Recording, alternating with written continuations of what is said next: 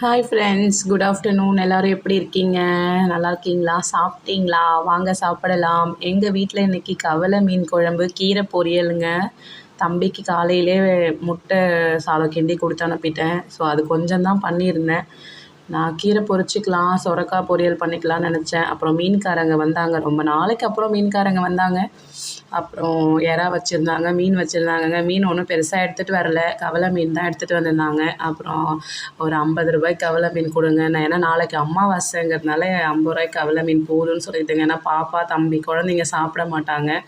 So எனக்கு மட்டும் தானேன்னு சொல்லிட்டு அப்படி இப்படி கொஞ்சம் ஊட்டி விட்டுருவேன். இருந்தாலும் ரொம்ப விரும்பி சாப்பிட மாட்டாங்கங்கிறதுனால 50 ரூபாய்க்கு போதும்னு சொல்லிட்டு அப்புறம் கவலை மீன் வாங்கி எல்லாம் அவங்களே க்ளீன் பண்ணி கொடுத்துட்டாங்க. எல்லாம் கழுவி மாங்காய் கத்திரிக்காயெலாம் போட்டு செம்மையாக இருந்துச்சுங்க குழம்பு.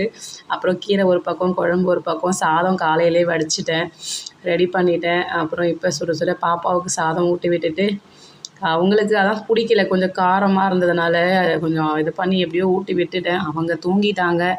நான் தான் சாப்பிட போகிறேன். வாங்க சாப்பிடலாம் ஃப்ரெண்ட்ஸ். உங்கள் வீட்டில் என்ன குழம்பு, என்ன சாப்பாடுன்னு கமெண்ட் பண்ணுங்கள். நாங்கள் சாப்பிட போகிறோம் இப்போ தான். அவ்வளோதாங்க.